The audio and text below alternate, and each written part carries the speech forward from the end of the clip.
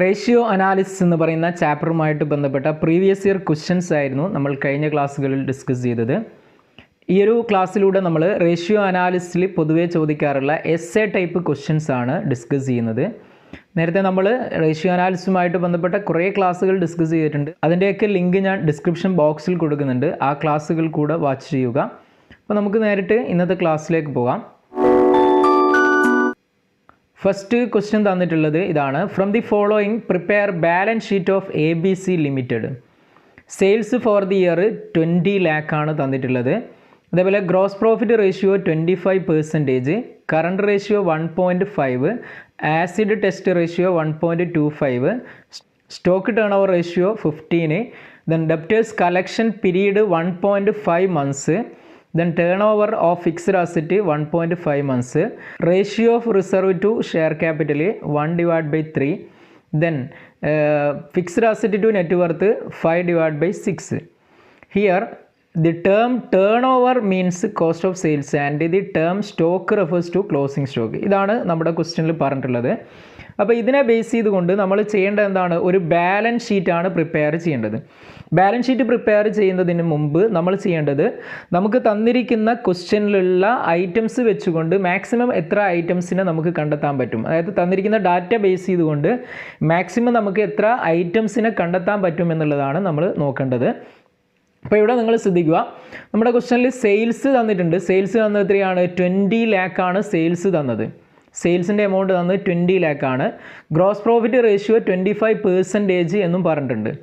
അങ്ങനെയാകുമ്പോൾ നമുക്കിവിടെ cost of goods sold കണ്ടെത്താൻ പറ്റും. അതായത് കോസ്റ്റ് ഓഫ് സെയിൽസിൽ നിന്നും ഗ്രോസ് പ്രോഫിറ്റ് കുറച്ചാലാണ് നമുക്ക് കോസ്റ്റ് ഓഫ് ഗുഡ്സ് സോൾഡ് കിട്ടുന്നത്. അതായത് 20 lakh ആണ് സെയിൽസ്, അതിൻ്റെ 25% നമ്മൾ കാണുന്നു. അത് മൈനസ് ചെയ്ത് കഴിഞ്ഞാൽ നമുക്ക് 15 ലക്ഷം എന്ന് കിട്ടും. അതായത് 20 ലക്ഷത്തിൻ്റെ 25% എന്ന് പറയുമ്പോൾ 5 ലക്ഷമാണ്. ആ 5 ലക്ഷം നമ്മൾ 20 ലക്ഷത്തിൽ നിന്ന് കുറച്ച് കഴിഞ്ഞാൽ നമുക്ക് 15 ലക്ഷം എന്ന് എമൗണ്ട് കിട്ടും. അപ്പോൾ ഇവിടെ നമ്മൾ ചെയ്യുന്നത് കോസ്റ്റ് ഓഫ് ഗുഡ്സ് സോൾഡ് കിട്ടിക്കഴിഞ്ഞാൽ നമുക്ക് ക്ലോസിംഗ് സ്റ്റോക്ക് കണ്ടെത്താൻ പറ്റും എന്നുള്ളതാണ്. അതിനാണ് നമ്മളിവിടെ കോസ്റ്റ് ഓഫ് ഗുഡ്സ് സോൾഡ് കണ്ടെത്തുന്നത്. അതായത് stock turnover ratio is equal to cost of goods sold divide by closing stock എന്നുള്ളതാണ് ഇക്വേഷൻ വരുന്നത്. അപ്പോൾ ഇവിടെ നമ്മൾ ക്ലോസിംഗ് സ്റ്റോക്ക് കണ്ടെത്താൻ എന്ത് ചെയ്യണം? സ്റ്റോക്ക് ടേൺ ഓവർ റേഷ്യോയുടെ വാല്യൂ കൊടുക്കുന്നു. എത്രയാണ്? സ്റ്റോക്ക് ടേൺ ഓവർ റേഷ്യോയുടെ വാല്യൂ 15 ആണ്. ഓക്കെ, 15 ആണ് വരുന്നത്.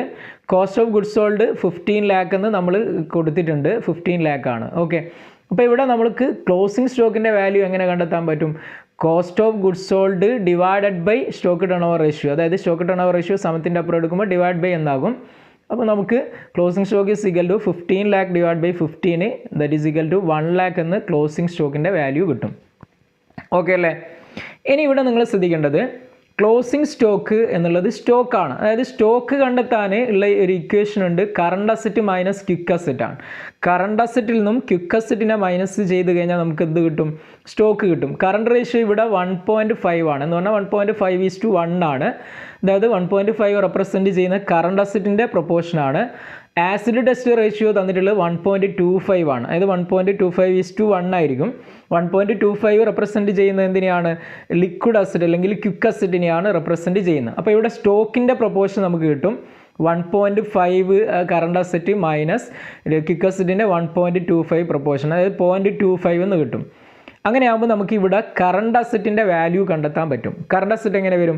Current asset is equal to 1 lakh. അതായത് സ്റ്റോക്കിൻ്റെ വാല്യൂ നമ്മൾ കണ്ടെത്തിയത് 1 lakh ആണ്. 1 lakh ഇൻറ്റു നമുക്ക് കണ്ടെത്തേണ്ടത് കറണ്ട് അസറ്റ് ആണ്, ഇൻറ്റു 1.5. എന്താണോ കണ്ടെത്തേണ്ടത് അതുകൊണ്ട് അതിൻ്റെ പ്രൊപ്പോർഷൻ കൊണ്ട് മൾട്ടിപ്ലൈ ചെയ്യുന്നു. 1.5 ഡിവൈഡഡ് ബൈ ഈ 1 lakhൻ്റെ പ്രൊപ്പോർഷൻ നമ്മൾ കണ്ടെത്തി എത്രയാണ്? 0.25 ആണ്. അതുകൊണ്ട് ഡിവൈഡ് ചെയ്യുന്നു. അപ്പോൾ നമുക്ക് 6 lakh എന്ന് കറണ്ട് അസറ്റിൻ്റെ വാല്യൂ കിട്ടും. ഓക്കെ അല്ലേ? ദെൻ ഇതേപോലെ കറണ്ട് ലാബിലിറ്റി കൂടെ നമ്മൾ കണ്ടെത്താം. കറണ്ട് ലാബിലിറ്റി കണ്ടെത്തും എങ്ങനെയാണ്? 6 lakh നമുക്ക് കറണ്ട് അസറ്റ് കിട്ടിയിട്ടുണ്ട്. അപ്പോൾ 6 lakh ഇൻറ്റു കറണ്ട് ലാബിലിറ്റിയും കറണ്ട് അസറ്റും തമ്മിലുള്ള റിലേഷൻഷിപ്പ് വരുന്നുണ്ട്. അപ്പോൾ കറണ്ട് ലാബിലിറ്റിയുടെ പ്രൊപ്പോർഷൻ 1 ആണ്. നമ്മളിവിടെ റേഷ്യോയിൽ 1.5:1 ആണ് പറഞ്ഞത്. അപ്പോൾ കറണ്ട് ലാബിലിറ്റിയുടെ പ്രൊപ്പോർഷൻ 1 ആണ്.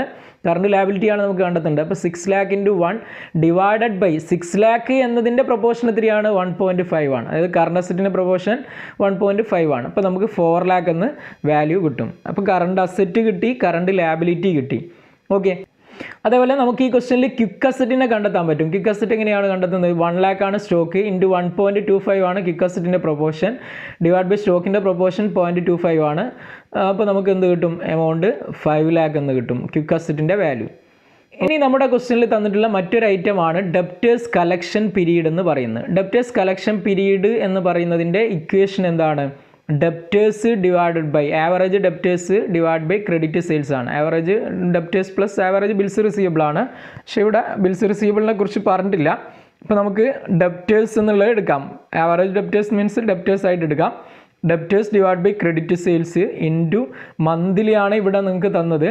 അതായത് ക്വസ്റ്റ്യനിൽ പറഞ്ഞിട്ടുള്ള ഡെപ്റ്റേഴ്സ് കളക്ഷൻ പീരീഡ് 1.5 months ആണ്. അപ്പോൾ ഇൻറ്റു 12 എടുക്കാം. ഓക്കെ, അപ്പോൾ ഇക്വേഷൻ ഡെപ്റ്റേഴ്സ് കളക്ഷൻ പീരീഡിൻ്റെ എങ്ങനെ വരും? ഇവിടെ വരുന്നത് debtors collection period is equal to debtors divide by credit sales into 12 ആണ്. അപ്പോൾ ഡെപ്റ്റേഴ്സിൻ്റെ വാല്യൂ നമുക്കറിയില്ല. സെയിൽസിൻ്റെ വാല്യൂ നമ്മൾ കണ്ടെത്തിയിട്ടുണ്ട്. സെയിൽസ് വാല്യൂ നമ്മുടെ ക്വസ്റ്റ്യനിലുണ്ട്. 20 ലക്ഷമാണ് സെയിൽസ്. പിന്നെ നമുക്ക് അറിയാവുന്ന എന്താണ്? ഡെപ്റ്റേഴ്സ് കളക്ഷൻ പീരീഡ് 1.5 ആണെന്ന് ക്വസ്റ്റ്യനിൽ തന്നിട്ടുണ്ട്. അപ്പോൾ അതിലേക്ക് നമ്മൾ അപ്ലൈ ചെയ്യുന്നു. അപ്പോൾ നമുക്കിവിടെ debtors divide by 20 lakh into 12 is equal to 1.5 എന്ന് കിട്ടും. ഇപ്പോൾ ഇവിടെ ഡെപ്റ്റേഴ്സിൻ്റെ വാല്യൂ കണ്ടെത്താൻ എന്ത് ചെയ്യണം? 20 lakh ഇൻറ്റു 1.5 സമത്തിൻ്റെ അപ്പുറം എടുക്കുന്ന എന്താവും? അത് ഇൻറ്റു എന്നാവും. ഇനി 12 സമത്തിൻ്റെ അപ്പുറം എടുക്കുമ്പോൾ ഡിവൈഡഡ് ബൈ എന്നാവും. അപ്പോൾ 2,50,000 നമുക്ക് എന്തിൻ്റെ വാല്യൂ കിട്ടും? ഡെപ്റ്റേഴ്സിൻ്റെ വാല്യൂ കിട്ടും.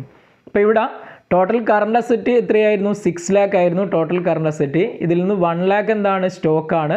അപ്പോൾ ബാക്കി വരുന്നത് അതായത് 5 lakh നിന്നും 2,50,000 കുറച്ച് കഴിഞ്ഞാൽ കിട്ടുന്ന 2,50,000 നമ്മൾ അതർ കറണ്ട് അസറ്റ് എന്നുള്ള രീതിയിൽ കാണിക്കും. ഓക്കെ, അപ്പോൾ ഇവിടെ നമുക്ക് കിട്ടിയിരിക്കുന്ന ഐറ്റംസ് ഏതൊക്കെയാണ്? ബാലൻസ് ഷീറ്റിലേക്ക് വേണ്ട ഐറ്റംസ് ഏതൊക്കെയാണ്? കറണ്ട് അസറ്റ് കിട്ടിയിട്ടുണ്ട്. കറണ്ട് അസറ്റ് അതായത് current asset stock, current asset വരുന്നതാണ് സ്റ്റോക്ക്. കറണ്ട് ലാബിലിറ്റി കിട്ടിയിട്ടുണ്ട്. ഇനി ഡെപ്റ്റേഴ്സിന് അതർ കറണ്ട് അസറ്റ് എന്നും പറഞ്ഞിട്ട് ഇത്രയും ഐറ്റംസ് കിട്ടിയിട്ടുണ്ട്. ഇനി നമ്മുടെ ക്വസ്റ്റനിൽ turnover to fixed asset എന്ന് പറഞ്ഞൊരു റേഷ്യോ വന്നിട്ടുണ്ട് 1.5. Turnover to fixed asset എന്ന് പറഞ്ഞു കഴിഞ്ഞാൽ അതിൻ്റെ ഇക്വേഷൻ എങ്ങനെയാണ് വരിക? Turnover divided by fixed asset ആണ്. ടേൺ ഓവർ എന്ന് പറഞ്ഞാൽ കോസ്റ്റ് ഓഫ് സെയിൽസ് ആണെന്ന് ക്വസ്റ്റനിൽ ഓൾറെഡി പറഞ്ഞിട്ടുണ്ട്. ഇവിടെ നമ്മൾ turnover divide by fixed asset എന്ന് പറയുന്ന ഇക്വേഷനിൽ turnover cost of sales, cost of goods sold ആയിട്ട് എടുത്തു കഴിഞ്ഞാൽ നമുക്ക് എന്ത് കിട്ടും? ഫിക്സ്ഡ് അസറ്റിൻ്റെ വാല്യൂ കിട്ടും. Turnover to fixed asset എത്രയാണ്? 1.5 ആണ്. ഇനി കോസ്റ്റ് ഓഫ് സെയിൽസ് എത്രയാണ്? 15 lakh ആണ് ഡിവൈഡ് ബൈ ഫിക്സ്ഡ് അസറ്റ്. അപ്പോൾ fixed asset is equal to 15 lakh. ഈ 1.5 സമത്തിൻ്റെ അപ്പുറം എടുക്കുമ്പോൾ എന്താവും? ഡിവൈഡഡ് ബൈ 1.5 എന്നാകും. 15 lakh divide by 1.5 is equal to നമുക്ക് എന്ത് കിട്ടും? വാല്യൂ കിട്ടും. ഫിക്സ്ഡ് അസറ്റിൻ്റെ വാല്യൂ കിട്ടും. ഓക്കെ, ഇനി fixed asset to net worth എന്ന് പറഞ്ഞ് മറ്റൊരു റേഷ്യോ നമ്മുടെ ക്വസ്റ്റനിൽ തന്നിട്ടുണ്ട്. 5/6 ആണ്. അപ്പോൾ ഇതിനെ ബേസ് ചെയ്തുകൊണ്ട് നമുക്ക് എന്തിനെ കണ്ടെത്താൻ പറ്റും? ഫിക്സ്ഡ് അസറ്റ് ഓൾറെഡി അറിയാം 10 lakh ആണ്. അപ്പോൾ നെറ്റ് വർത്ത് കണ്ടെത്താൻ പറ്റും. 10 lakh ഇൻറ്റു കാണേണ്ടത് നമുക്ക് എന്താണ്? നെറ്റ് വർത്ത് ആണ്. നെറ്റ് വർത്തിൻ്റെ പ്രൊപ്പോർഷൻ എത്രയാണ്? 6 ആണ്. ഇൻറ്റു 6 ഡിവൈഡ് ബൈ 5 ആണ് ഫിക്സ്ഡ് അസറ്റിൻ്റെ പ്രൊപ്പോർഷൻ. അപ്പോൾ നമുക്ക് 12 lakh എന്ന് നെറ്റ് വർത്തിൻ്റെ വാല്യൂ കിട്ടും. ഓക്കെ, അതായത് fixed asset to net worth എന്നാൽ 5 റെപ്രസെൻറ്റ് ചെയ്യുന്നത് ഫിക്സ്ഡ് അസറ്റിനെയും 6 റെപ്രസെൻറ്റ് ചെയ്യുന്നത് നെറ്റ് വർത്തിനെയുമാണ്. അതായത് നെറ്റ് വർത്ത് എന്ന് പറഞ്ഞു കഴിഞ്ഞാൽ എന്താണ്? ഷെയർ ക്യാപിറ്റൽ പ്ലസ് റിസർവ് ആണ്. ഷെയർ ക്യാപിറ്റൽ പ്ലസ് റിസർവ് ആണ് നെറ്റ് വർത്ത് എന്ന് പറയുന്നത്. ഇപ്പോൾ ratio of reserve to share capital എന്ന് പറഞ്ഞാൽ 1/3 നമ്മുടെ ക്വസ്റ്റനിൽ പറഞ്ഞിട്ടുണ്ട്. ക്യാപിറ്റലിൻ്റെ പ്രൊപ്പോർഷൻ എത്രയാണ്? ക്യാപിറ്റലിൻ്റെ പ്രൊപ്പോർഷൻ 3 ആണ്. ദെൻ അതേപോലെ തന്നെ റിസർവിൻ്റെ പ്രൊപ്പോർഷൻ എത്രയാണ്? റിസർവിൻ്റെ പ്രൊപ്പോർഷൻ 1 ആണ്. അപ്പോൾ net worth is equal to എത്രയായിരിക്കും? 4 ആയിരിക്കും. Net worth is equal to 4 ആയിരിക്കും. ഇത് രണ്ടും കൂട്ടിയാലാണ് നെറ്റ് വർത്ത് കിട്ടുന്നത്. അപ്പോൾ ഇവിടെ ratio of reserve to share capital 1/3 ആണ്. അപ്പോൾ നെറ്റ് വർത്ത് നമുക്കറിയാം. നെറ്റ് വർത്ത് എത്രയാണ്? 12 ലക്ഷമാണ്. അപ്പോൾ നമുക്ക് ഏതിൻ്റെ പ്രൊപ്പോർഷനാണ്, ഏതിൻ്റെ വാല്യൂ ആണ് കണ്ടത്? റിസർവിൻ്റെ ആണ്. റിസർവിൻ്റെ പ്രൊപ്പോർഷൻ 1 ആണ്. നമുക്കറിയാവുന്ന വാല്യൂ നെറ്റ് വർത്ത് ആണ്. നെറ്റ് വർത്തിൻ്റെ പ്രൊപ്പോർഷൻ എത്രയാണ്? 4 ആണ്. അപ്പോൾ 1/4 കണ്ടു കഴിഞ്ഞാൽ 3 lakh എന്ന് കിട്ടും. ഇപ്പോൾ ഷെയർ ക്യാപിറ്റലിൻ്റെ വാല്യൂ 12 lakh ആണ് മൊത്തം നെറ്റ് വർത്ത്. അതിൽ നിന്ന് റിസർവ് കുറച്ച് കഴിഞ്ഞാൽ 9 lakh എന്ന് ഷെയർ ക്യാപിറ്റലിൻ്റെ വാല്യൂ കിട്ടും. ഓക്കെ, അപ്പോൾ ഇത്രയും ഐറ്റംസിനെ നമ്മൾ കണ്ടെത്തി കഴിഞ്ഞാൽ നെക്സ്റ്റ് പാർട്ടിൽ നമുക്ക് എന്ത് ചെയ്യാൻ പറ്റും? ബാലൻസ് ഷീറ്റ് പ്രിപ്പയർ ചെയ്യാൻ പറ്റും. അപ്പോൾ ആദ്യം നമ്മൾ ചെയ്യേണ്ടത് ഇതാണ്. ഓരോ ഐറ്റംസിനെയും നമ്മൾ കണ്ടെത്തുക എന്നുള്ളതാണ് ഫസ്റ്റ് നമ്മൾ ചെയ്യേണ്ടത്. ഇനി നമ്മൾ ഇതിനെ ബേസ് ചെയ്തുകൊണ്ട് ബാലൻസ് ഷീറ്റ് പ്രിപ്പയർ ചെയ്യുന്നു. അതായത് ബാലൻസ് ഷീറ്റിൻ്റെ വെർട്ടിക്കൽ ഫോർമാറ്റിൽ നമ്മൾ ആദ്യം ഇക്വിറ്റി ആൻഡ് ലാബിലിറ്റി എന്നതിൽ ഇക്വിറ്റി കാണിക്കുന്നു. ഇക്വിറ്റിയിൽ ഷെയർ ക്യാപിറ്റൽ നമുക്ക് കിട്ടിയത് 9 lakh ആണ്. അതേപോലെ റിസർവ് നമുക്ക് കിട്ടിയത് എത്രയാണ്? 3 lakh ആണ്. ഇനി നോൺ കറണ്ട് ലാബിലിറ്റീസ് ഒന്നും ഈ ക്വസ്റ്റ്യനിലില്ല. കറണ്ട് ലാബിലിറ്റിയിൽ നമ്മൾ ട്രേഡ് പേബിൾസ് എന്ന് പറഞ്ഞിട്ട് 4 lakh കാണിക്കുന്നു. അതായത് ഇവിടെ ട്രേഡ് പേബിൾസ് എന്ന് പറയുന്നത് 4 lakh എന്താണ്? നമ്മുടെ കറണ്ട് ലാബിലിറ്റിയാണ്. അപ്പോൾ ടോട്ടൽ എത്ര കിട്ടും? 16 lakh. Total equity and liabilities എന്ന് പറഞ്ഞിട്ട് 16 ലാക്ക് കിട്ടും. അസറ്റാണ്. നോൺ കറണ്ട് അസറ്റ് 10 ലാക്കാണ്. നമ്മുടെ ഫിക്സ്ഡ് അസറ്റ് നമുക്ക് കിട്ടിയ എത്രയാണ്? 10 ലാക്കാണ്. ദെൻ കറണ്ട് അസറ്റ് ഇൻവെൻട്രീസ് 1 ലാക്കാണ്. ഇനി ട്രേഡ് റിസീവബിൾ 2,50,000, അതായത് ഡെപ്റ്റേഴ്സ് എന്ന് പറയുന്നത് 2,50,000 ആയിരുന്നു. ഇനി അതർ കറണ്ട് അസറ്റ് 2,50,000 ആയിരുന്നു. ഇപ്പോൾ ടോട്ടൽ നമുക്ക് 16 ലാക്ക് എന്ന് കിട്ടും. ഇത് വെർട്ടിക്കൽ ഫോർമാറ്റിൽ നമ്മൾ ബാലൻസ് ഷീറ്റ് വരച്ചതാണ്. ഇനി നോർമൽ ഫോർമാറ്റിൽ, ഹൊറിസോണ്ടൽ ഫോർമാറ്റിൽ നിങ്ങൾക്ക് വരക്കാം. ഈ രണ്ട് രൂപത്തിൽ നിങ്ങൾക്ക് ബാലൻസ് ഷീറ്റ് വരക്കാം. പൊതുവേ നിലവിൽ നമ്മൾ ഫോളോ ചെയ്യുന്നത് എന്താണ്? ഈ ഒരു രൂപത്തിലുള്ള ബാലൻസ് ഷീറ്റാണ് പുതിയ സിസ്റ്റം പ്രകാരം നമ്മൾ ഫോളോ ചെയ്യേണ്ടത്. അപ്പോൾ ഈ ഒരു ബാലൻസ് ഷീറ്റ് തന്നെ പരമാവധി വരക്കാൻ വേണ്ടി ശ്രമിക്കുക. അപ്പോൾ ഇത്തരത്തിലാണ് ഈ ഒരു ക്വസ്റ്റ്യൻ നമ്മൾ വർക്കൗട്ട് ചെയ്യേണ്ടത്. മാക്സിമം ക്വസ്റ്റ്യൻസ് നിങ്ങൾ വർക്കൗട്ട് ചെയ്ത് നോക്കുക. വീണ്ടും പുതിയൊരു ക്ലാസ്സുമായി നമുക്ക് കാണാം. Thank you.